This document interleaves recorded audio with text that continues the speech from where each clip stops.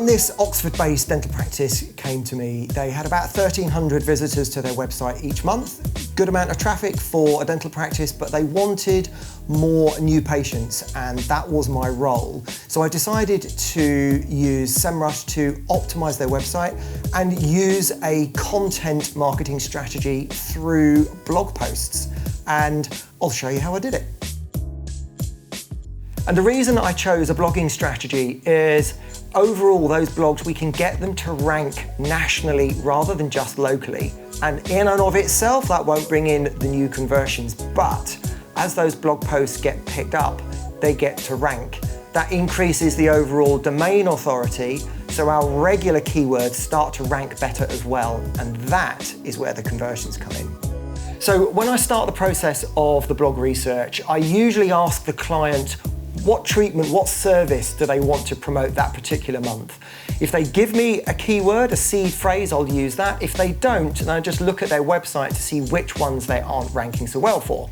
So I'll take their seed keyword, for example, teeth whitening, then put that into the Semrush keyword magic tool to do some research around it. Now, a seed keyword with such a massive phrase as teeth whitening will have huge competitiveness.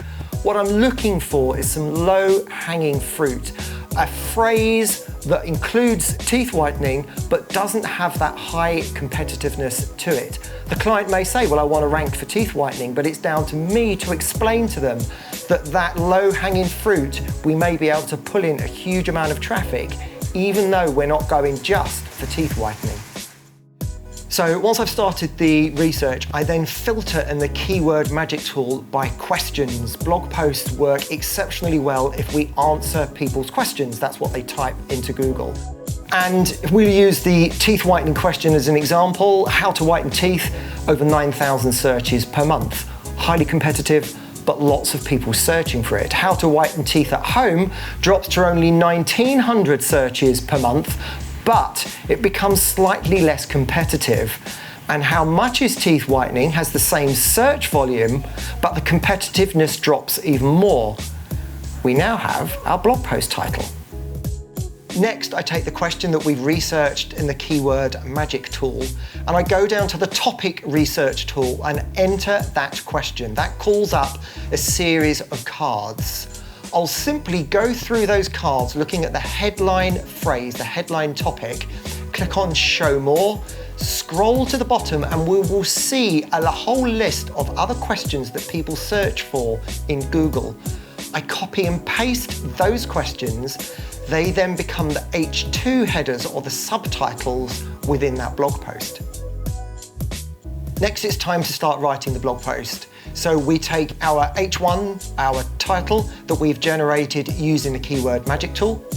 We then take our questions that we have discovered from the topic research tool, and then we put it into the Semrush writing assistant. And at this point, I literally start writing naturally. So I'll usually have 4 or 5 different paragraphs. As the blog post develops, I then look to the right-hand side and I can see the semantically related words that I should be using and the length of the blog post. And I will write naturally as I can, making sure that I include those semantically related keywords. And ideally, if the client's blog is on WordPress, I push the content tool through to their WordPress blog using the Semrush plugin, and then I can do all of this on the client website rather than do it in the tool itself on the Semrush website.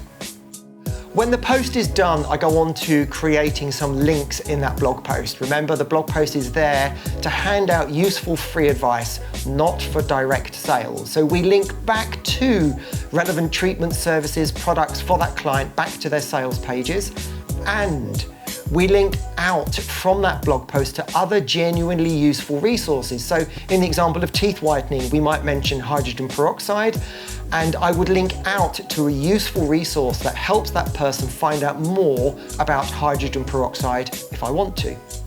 So once the linking is done, I then create an image with the blog post title, put that at the top of the blog post so there's a nice landing image, and that also looks very good when that blog post gets shared on social media, which is the next thing I do. I then start to share on some channels that I've got and the client has got as well.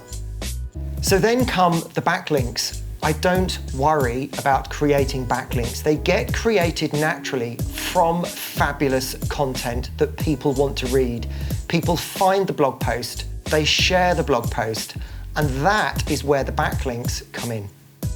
The blog post was originally written in December 2019, and that month we had 13 visitors to that blog, but 4 months later we're up to 780 visitors, and by September 2020, 19,000 visitors to that single blog post.